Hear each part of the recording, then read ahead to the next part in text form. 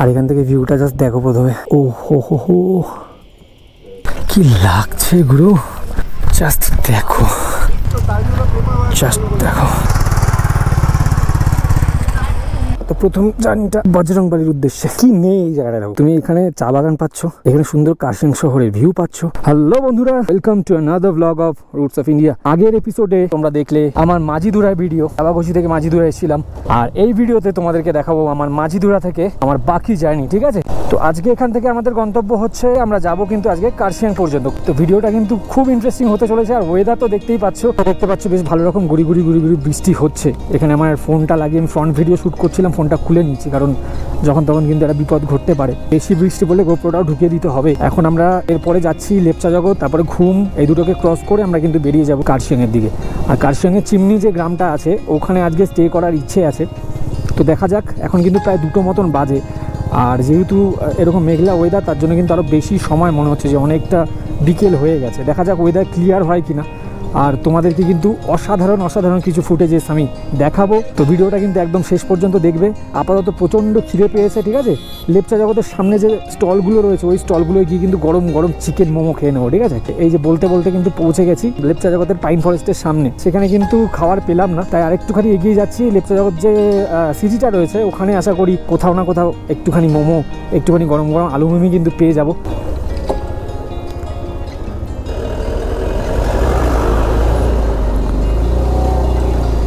मोमो मिलेगा? ख़त्म, सब जगह पे ख़त्म हो गया मोमो। अब क्या करे, साला मोमो ख़त्म हो गया। मोमो मिलेगा चिकन? ओके ओके, तो बाइक को थोड़ा सा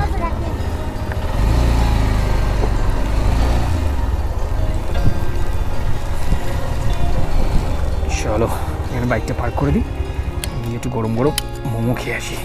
তো যে গরম মোমো কিন্তু চলে এসেছে লেপচা জগতের সামনে। চাটনিটা একটু অন্য কালার, দেখা যাক কিরকম টেস্ট হয়। এই যে মোমো, চাটনি, তার সাথে কিন্তু গরম স্যুপ।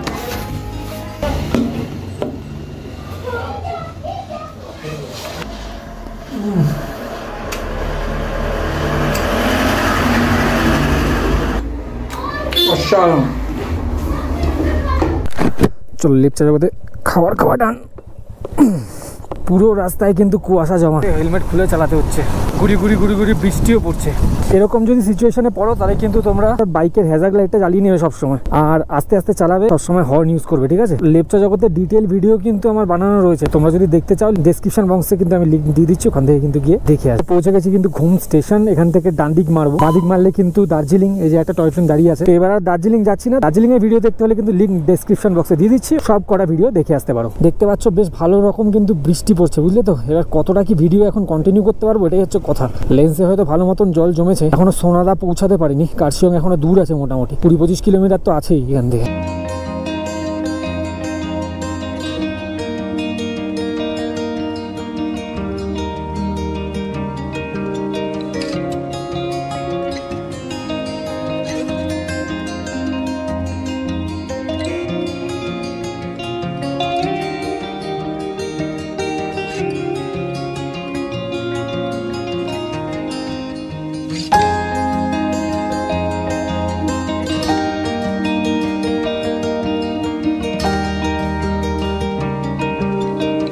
তো পৌঁছে গেছি কিন্তু সোনাদা স্টেশন ক্রস করছি। এই জায়গাটা ওয়েদারটা একটু ক্লিয়ার হচ্ছে, গুড়ি বৃষ্টি এখনো পড়েই যাচ্ছে। কার্শিয়াং যাওয়ার পরে দেখো একটা ছোট্ট ঝর্ণা, এটা কিন্তু অন্য সময় জল থাকে না, যখন মনসুন সিজন বৃষ্টি হচ্ছে প্রচণ্ড মারাত্মক কিন্তু জল রয়েছে, অসাধারণ লাগছে। কিন্তু দাঁড়ানোর সময় নেই, এখানে দাঁড়াবো না। দার্জিলিংয়ের থেকে আবার যত কার্শিয়াংয়ের দিকে যাচ্ছে, তত কিন্তু ওয়েদার পরিষ্কার হচ্ছে আর বৃষ্টির পরিমাণটা একটু কম মনে হচ্ছে, বুঝলে তো। মানে দার্জিলিংয়ের ওয়েদারটা একটু বেশি ফগি হয়ে রয়েছে। বৃষ্টিটা দার্জিলিংয়ের দিকে হচ্ছে, বাট কার্শিয়াংয়ের দিক কিন্তু পরিষ্কার রয়েছে, ঠিক আছে, দেখতেই পাচ্ছ। ফাইনালি কিন্তু কার্শিয়াং পৌঁছে গেছি। এবার একটা ভালো দেখে হোমস্টে নিতে হবে, হোমস্টে নিয়ে কিন্তু আজকে রাতটা কাটাবো। তারপর কালকে সকালবেলা কিন্তু তোমাদেরকে সাইট সিইংটা করিয়ে তারপরে কিন্তু বাড়ির দিকে বেরোবো।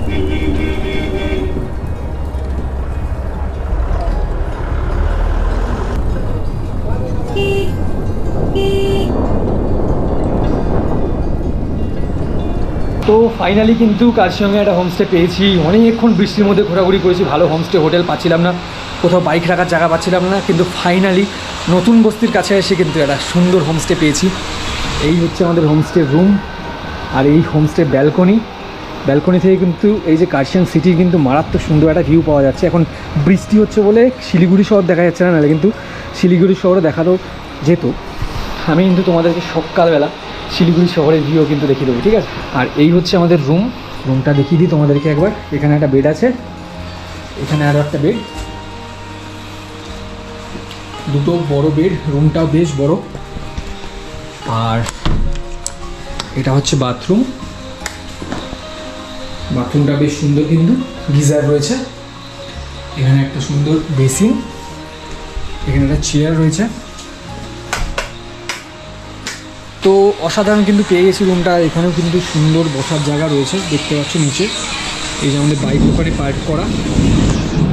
তো এখন অন্ধকারের মধ্যে আর ভিডিও করছি না, আমি কিন্তু এই হোমস্টে ডিটেল ভিডিও কিন্তু সকালবেলা উঠে করে তোমাদেরকে কিন্তু প্রোভাইড করে দেবো, ঠিক আছে। তো চলো এখন আর বেশি কথা না বলে ফ্রেশ হবো, ফ্রেশ হয়ে কিন্তু তারপরে আমি ডিনার করে নেবো, ঠিক আছে। ডিনার করে তারপরে তোমাদের কালকে কিন্তু কার্শিয়ং ঘুরিয়েও দেখাবো, ঠিক আছে। তো চলো এখন ডিনারটা করি, ফ্রেশ হয়ে।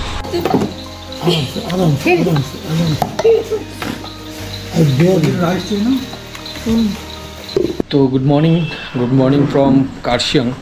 তো তোমরা কালকে রাতে দেখেছিলে যে আমরা ভিজে দুজনে মিলে কার্শিয়ং একটা হোমস্টেতে এসেছি। এখন রয়েছি আমরা শেরপাস হোমস্টেতে, ঠিক আছে। তো এখন ওই 8:30 9টার মতন বাজে, একটু আগে ঘুম থেকে উঠলাম, টায়ার্ড ছিলাম খুব, এখনও হালকা হালকা রয়েছে টায়ার্ডনেসটা। তো এই যে এই রুমটায় কিন্তু আমরা ছিলাম, আর এই রুম থেকে ভিউটা জাস্ট দেখো। আর এই যে এটা হচ্ছে ব্যালকনি আমাদের, আর ব্যালকনি থেকে ভিউটা জাস্ট একবার দেখো। এই যে এই দিকটা পুরো কার্শিয়ং সিটির একটা ভিউ পাওয়া যাচ্ছে, আর এখান থেকে সোজা এই যে এই এরিয়াটা কিন্তু পুরো শিলিগুড়ি এরিয়া, ঠিক আছে। উপরে ওই যে হনুমান মন্দির কিন্তু এখানে রয়েছে, মানে পুরো একদম প্যান করে পুরো একদম শিলিগুড়ি কার্শিয়ংয়ের একটা খুব সুন্দর কিন্তু এই ব্যালকনি থেকে পাওয়া যাচ্ছে। রাতের বেলাতেও কিন্তু অসাধারণ কিছু ভিউ পাওয়া যাচ্ছিল। এখনও কিন্তু ব্রেকফাস্ট আমাদের দেয়নি, ব্রেকফাস্ট একটু বাদে দেবে, করবো। ব্রেকফাস্ট করে কিন্তু আমরা কার্শিয়ংয়ের যে আশেপাশে সাইট সিনগুলো রয়েছে, ডাউহিল চার্চ, দেন হনুমান মন্দির, দেন গিদ্দা পাহাড়, এগুলো কিন্তু সব ঘুরবো, আর ঘুরে কিন্তু তোমাদেরকেও দেখিয়ে দেবো, ঠিক আছে। তো ভিডিওটা কিন্তু একদম শেষ পর্যন্ত দেখবে।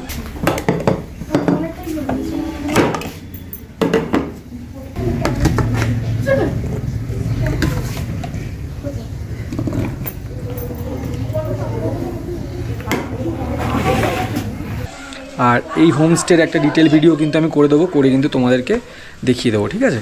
তো তোমরা যদি এই হোমস্টেতে আসতে চাও আর এই রুমটায় যদি থাকতে চাও, তাহলে আমি এই হোমস্টে ডিটেলস কিন্তু দিয়ে দেবো ডিসক্রিপশন বক্সে, প্লাস একটা ডিটেল ভিডিও আমি আলাদা করে দেবো।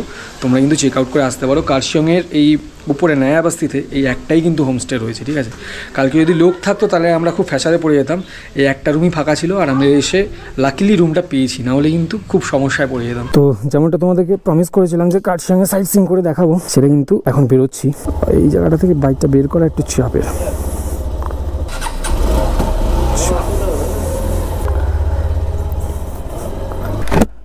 তো এই যে দেখতে পাচ্ছ, এটা কিন্তু হোমস্টে থেকে একটুখানি এগিয়ে গেলে কিন্তু আমরা পাবো হনুমান টক। তো প্রথম জার্নিটা বজরংবালির উদ্দেশ্যে, জয় বজরংবালি। এখান থেকে ভিউটা জাস্ট একবার দেখাচ্ছি তোমাদেরকে, পাগলা করা এই জায়গাটা দেখো, জাস্ট দাঁড়াই একটু,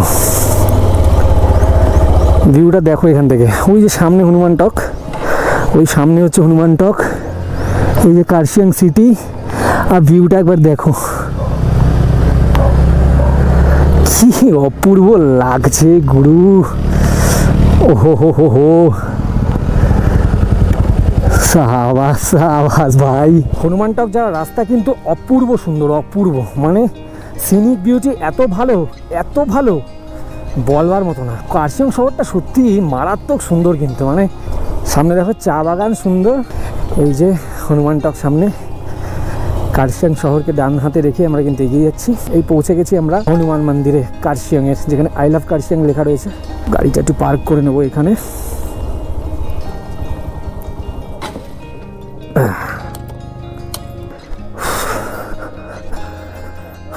জুতোটা খুলে নি।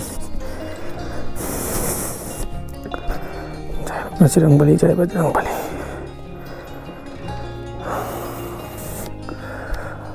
এই যে জয় বজরংবলী।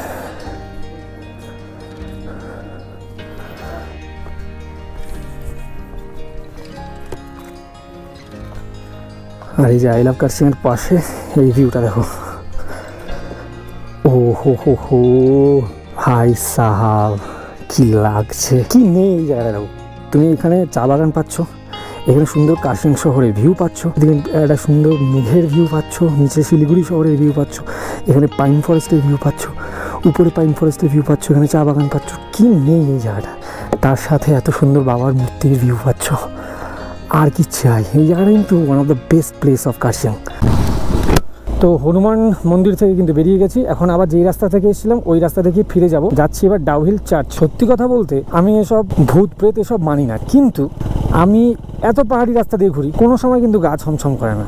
যখনই আমি কার্শিয়াংয়ের এই পার্টিকুলার পাইন ফরেস্টটাকে ক্রস করি, এই যে সামনে ডাউহিল স্কুল দেখতে পাচ্ছ, যখনই আমি পার্টিকুলার জায়গাটাকে ক্রস করি, আমি জানি না কেন আমার গাটা অটোমেটিক একটু ছমছমে ভাব চলে আসে। এটা মানে কোনো কুসংস্কারের কথা আমি বলছি না। আমি কালকেও যখন তাবাকুচি থেকে আসছিলাম এরকমই কিন্তু ছিল পাইন ফরেস্টটা, কিন্তু আমি কিন্তু গা ছমছম করিনি। কিন্তু এই জায়গাটা কিন্তু বেশ গা ছমছমে। এই যে পৌঁছে গেছি কিন্তু ডাউহিল স্কুলে, ঠিক আছে।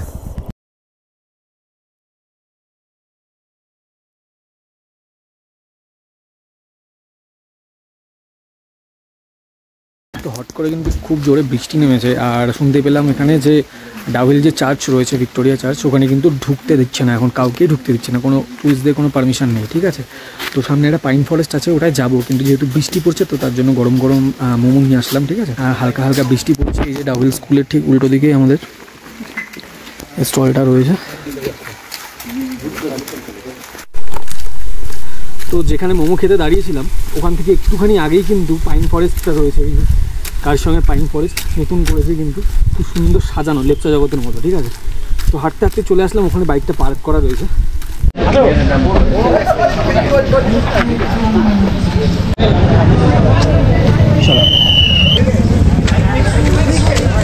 তোরা বাইক নিয়ে আসলো। ফাইনালি কিন্তু ঢুকছি কার্শিয়াংয়ের পাইন ফরেস্টে, আমাদেরকে পুরোটা ঘুরে দেখিয়ে দিচ্ছি।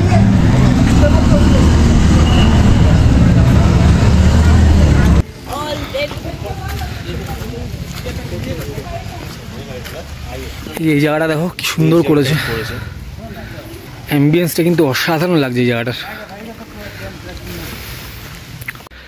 এখানে দেখতে পাচ্ছ একটা হন্টেড হাউস টাইপের বানিয়েছে। হ্যাঁ, এখানে লেখাটা দেখো, oh yes there will be blood. আর এই জায়গাটা দেখো, ওই সাবা সেবি বানিয়েছে তো জায়গাটা, এই কঙ্কাল ঝুলানো, হাত ফাত রাখা, এখানে অসাধারণ লাগছে কিন্তু। তো অনেকটা সময় কিন্তু কাটালাম এখানে। এবার কিন্তু এই পাইন ফরেস্ট থেকে বেরিয়ে যাব, আর বেরিয়ে তারপর আমরা কিন্তু গিদ্দা পাহাড় ঘুরেও তোমাদেরকে দেখাবো। কয়েক বছর আগে এই জায়গাটাও কিন্তু পুরো ফাঁকাই ছিল, মানে পাইন ফরেস্টটা জাস্ট তোমরা এমনি অ্যাক্সেস করতে পারতে, কিন্তু এখন কিন্তু খুব সুন্দরভাবে এই পাইন ফরেস্টটাকে সাজিয়েছে।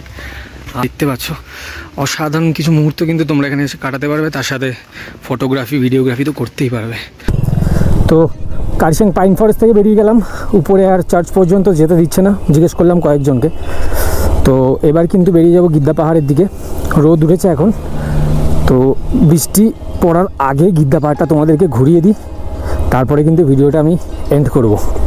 তো এই যে পৌঁছে গেছি কার্শিয়াং টয় ট্রেন স্টেশনের সামনে, এখান থেকে বাদিক নেবো গিদ্দা পাহাড়ে যাওয়ার জন্য। এই টয় ট্রেনের লাইনগুলো মারাত্মক রিস্কি, মারাত্মক। তোমরা যারা নতুন আসবে, এই টয় ট্রেনের লাইন কিন্তু খুব সাবধান, খুব। 0 পয়েন্টের সামনে এখান থেকে কিন্তু গিদ্দা পাহাড় যেতে হবে বাদিকে, ঠিক আছে। এই যেটা তিনধারিয়া রোড আছে, এই তিনধারিয়া রোড থেকে কিন্তু এগিয়ে যেতে হবে গিদ্দা পাহাড়ের দিকে। এসটি অ্যান্থনি স্কুল রয়েছে, এসটি অ্যান্থনি স্কুলটাকে একটুখানি এগিয়ে গেলে কিন্তু তোমরা গিদ্দা পাহাড়ের ভিউ পয়েন্টটা পাবে, ঠিক আছে। তো ফাইনালি কিন্তু পৌঁছে গেছি গিদ্দা পাহাড় ভিউ পয়েন্টের কাছে। এই যে সামনে গিদ্দা পাহাড় ভিউ পয়েন্ট, এখানে গাড়িটা একটু পার্ক করব, আর এখান থেকে ভিউটা জাস্ট দেখো প্রথমে। ও হো হো হো, কিন্তু আগে তোমাদেরকে নিচের ভিউটা আগে দেখিয়ে দিয়ে আসি, অসাধারণ লাগছে ভাই সাহাব।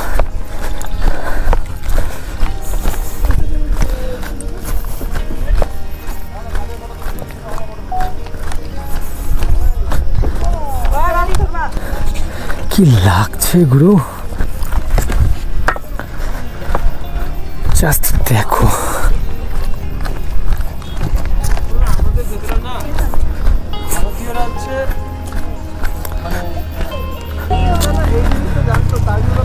জাস্ট দেখো,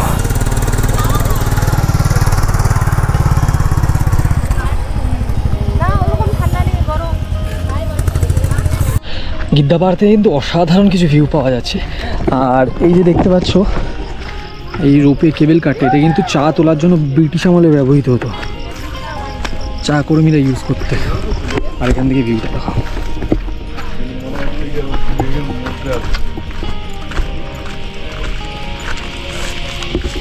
আমাদের বাড়ির থেকে ওই টাওয়ার দেখা যেত, কাস্টিং টাওয়ার।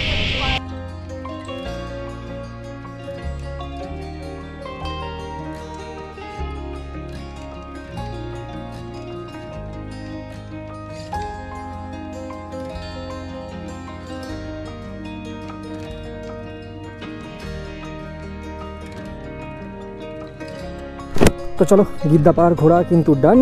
এবার হোমস্টেতে গিয়ে রেস্ট নেব, কারণ কালকে বেরোবো, আজকে আর বেরোইনি। আজকে পুরোটাই রেস্ট নেব, আর কালকে ডাইরেক্ট কার্শিয়াং থেকে বাড়ি যাব। আশা করছি নর্থ বেঙ্গল সিরিজের প্রত্যেকটা ভিডিও তোমাদের প্রচণ্ড ভালো লেগেছে। আর যদি ভিডিও ভালো লেগে থাকে তাহলে কিন্তু চ্যানেলটা অবশ্যই সাবস্ক্রাইব করে দেবে। আর তোমাদের ভ্যালুয়েবল ফিডব্যাকগুলো কিন্তু কমেন্ট সেকশন অবশ্যই জানাবে, ভিডিও কেমন লাগলো, ঠিক আছে?